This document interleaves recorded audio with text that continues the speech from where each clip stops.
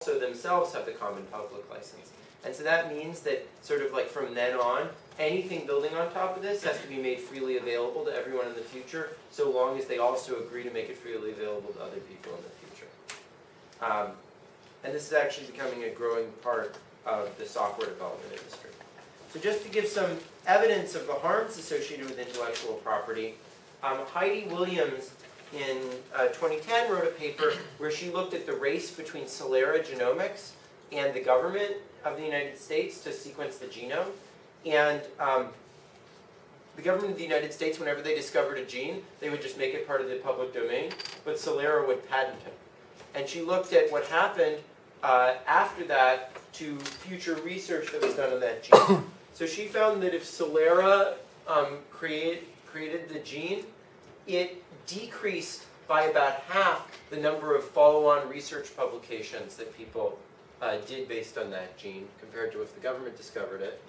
She found that it reduced by about half the chance that there would be a potential phenotype associated with this gene. That it reduced by about 2/3 the chance that there would be a for certain known phenotype associated with this gene.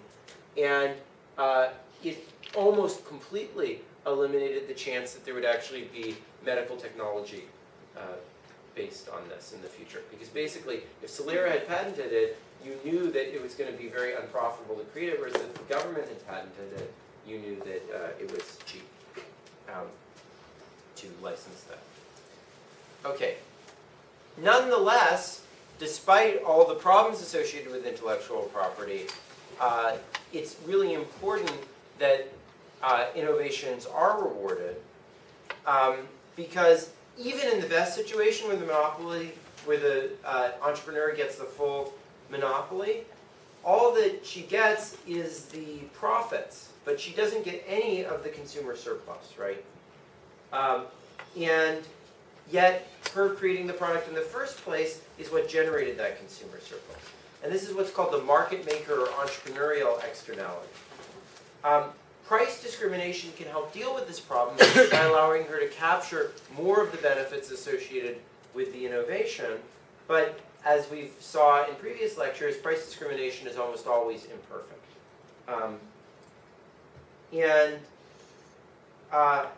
When we think that the monopoly is acting as a way to reward innovation, price discrimination is much more attractive because it becomes a way of giving more rewards for creating the product.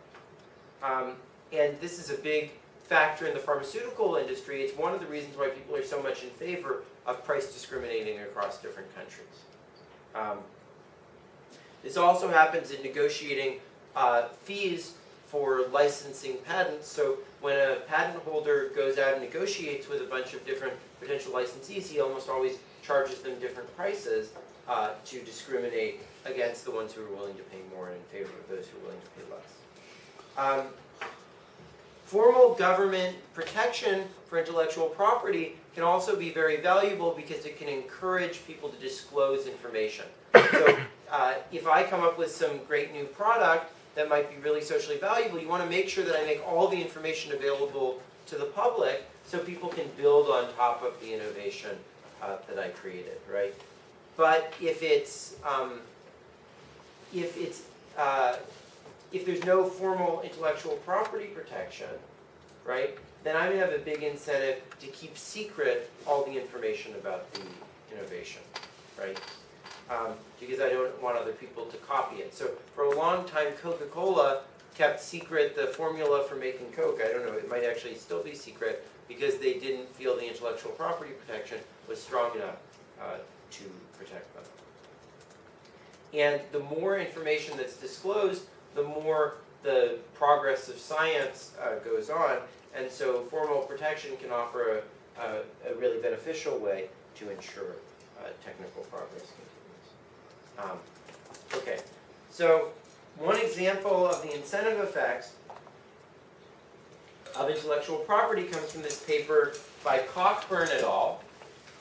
So what they did is they looked at a bunch of different drugs that had come out over the last 40 years, and they looked at different countries in the world, how long it took for the drug company to actually launch that drug in that country. Now, the reason why it takes some time for them to launch the drug in the country is they have to get it by the relevant approval authorities in that country. They need to put it in the relevant language, all those sorts of things. And they're not going to do that unless there's enough patent protection in the country that they are actually going to be able to make some profits.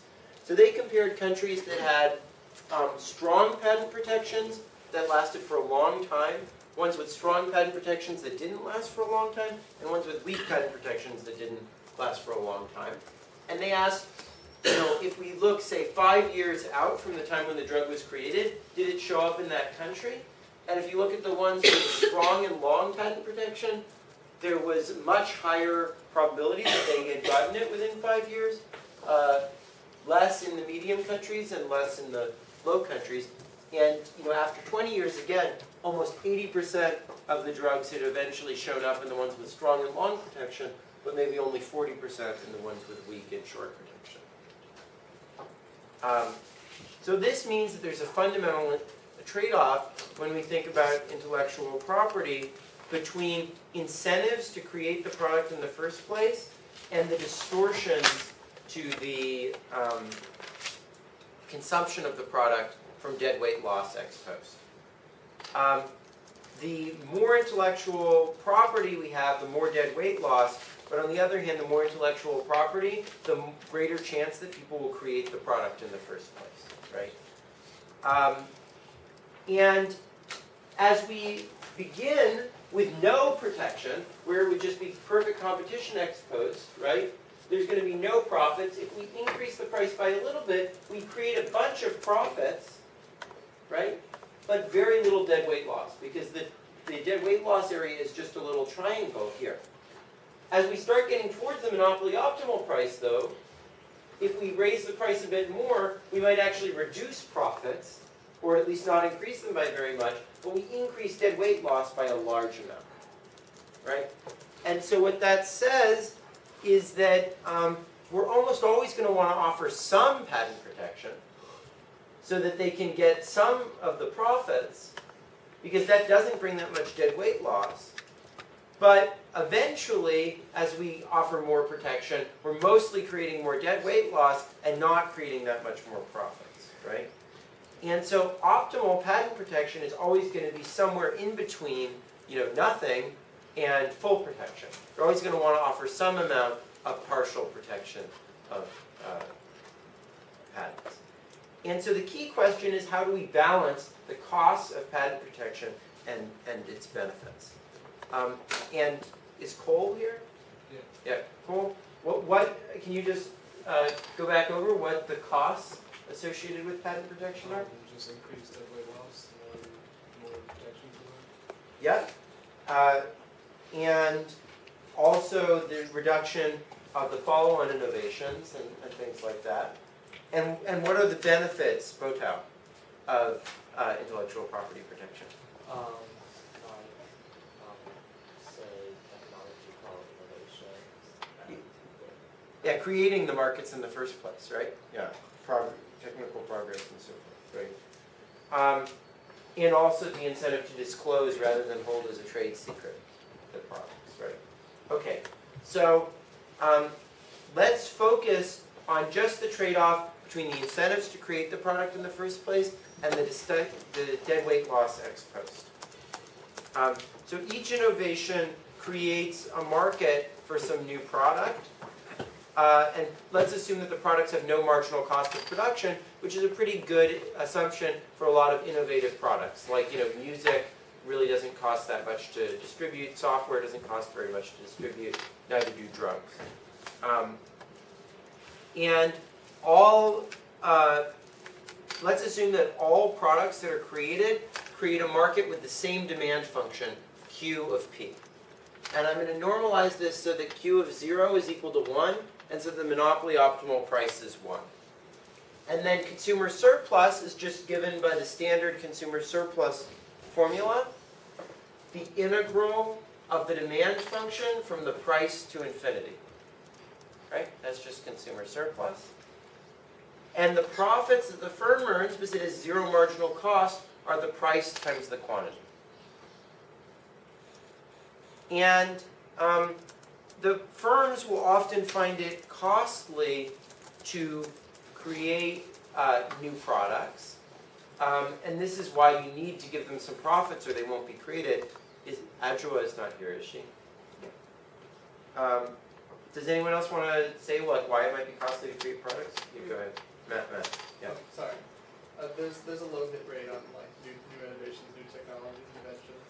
Yeah. You need to like make up for all the time and resources wasted on the failed attempts. Yeah, so that's like I think one of the most important reasons why it can be very costly. So even if each innovation itself, like development on it is cheap, if you just like don't get many of them don't actually work out, then it's not, then it can be very costly to create any given innovation. And also, drug development is just super expensive, right? It requires lots of money to do the research, it requires lots of money to do the testing, et cetera, et cetera. So we can think of there being a supply curve of innovation, which is if the profit of the innovations is this amount pi, then how many innovations will be created, S of pi, right? And then total welfare is going to be the sum of consumer welfare and the producer surplus. And Connie, could you tell us what those two terms will be? Producer surplus is all the supply of innovations, or the profits of all the supply of innovations is the integral. And The integral of what? of the supply of innovations. Yes, that's right. And consumer surplus is your QFX times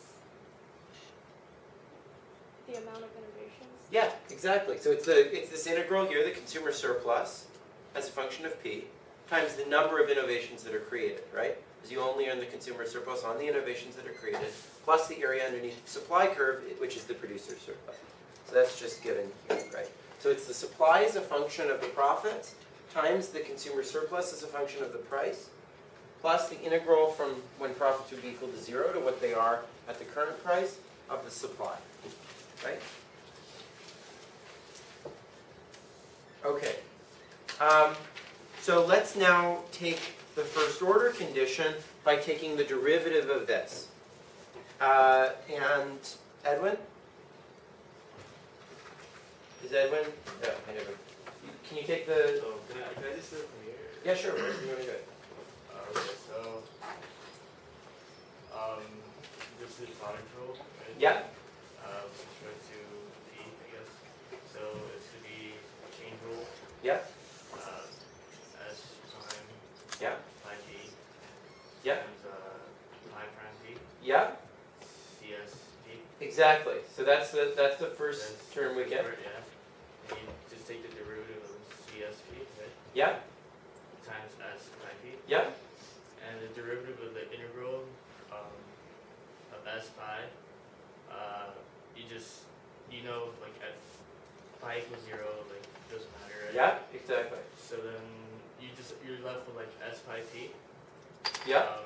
And then you just take the derivative of that, and you get pi prime. Well, this is actually this is just a constant of integration. So you just need to take the derivative of the top here, right? Yeah. Yeah.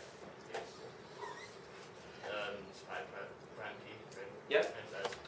Yeah, exactly. So exactly right. So that's the expression that Edwin just derived. So first we take the derivative of this using the chain rule and the product rule. So pi prime times S prime times CS. Then we take the derivative of CS, so we get CS prime times S. And then we use Leibniz's rule, right? What's Leibniz's rule? It's the derivative of the thing around the boundary times whatever the value of the function is at the boundary, right? Remember that. You're going to use Leibniz's rule lots on the upcoming problem set. So remember what Leibniz's rule is. It's that when you take the derivative of a function,